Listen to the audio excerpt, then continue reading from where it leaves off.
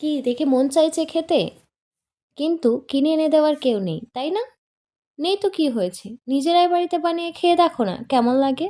আসসালামু আলাইকুম, welcome back to my channel Nargis Khanam. প্রথমে আমি কড়া নিয়ে নিলাম, কড়াইয়ের মধ্যে দিয়ে দিলাম ডালডা একটু গলিয়ে নেওয়ার জন্য।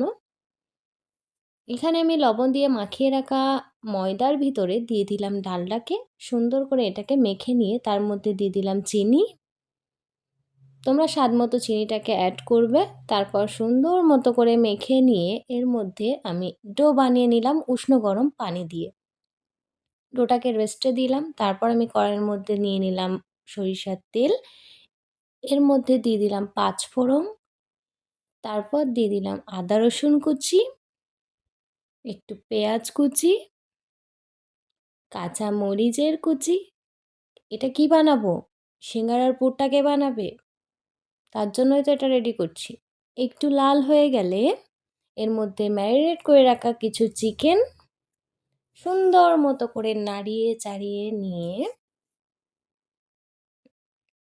আমি এর মধ্যে কড়াইশুঁটি অ্যাড করলাম।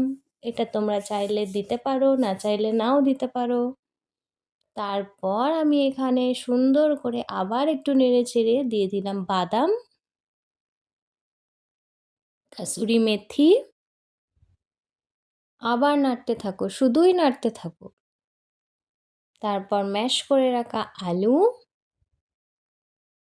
এটাকেও নাড়তে থাকো। সমস্ত উপকরণ ভালো করে মিশিয়ে নাও। তারপর এর মধ্যে একটু জল অ্যাড করলাম। কেন বলো তো? নিচে লেগে যাচ্ছিল, ওই কারণে। সুন্দর করে এটাকে নেড়ে চেড়িয়ে এর মধ্যে আমি অ্যাড করব গরম মশলা এবং লবণ। দেখো কি সুন্দর হয়ে গেল। কি বলো তো এটা? গরম মশলা। তারপর দিয়ে দিলাম লবণ।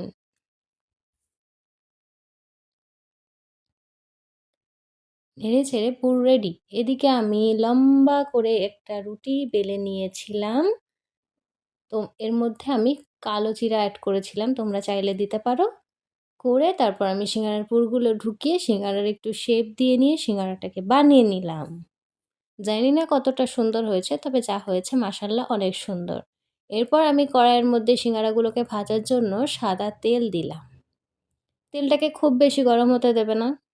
দিয়ে তার মধ্যে দিয়ে দিলাম সিঙ্গারাগুলোকে। একে একে সিঙ্গারাগুলোকে চটপট করে ছাড়তে থাকলাম। তারপর দেখো একদম লো আছে, আমি একদম আস্তে করে সিঙ্গারাগুলোকে সুন্দর মতো করে ভেজে নিলাম।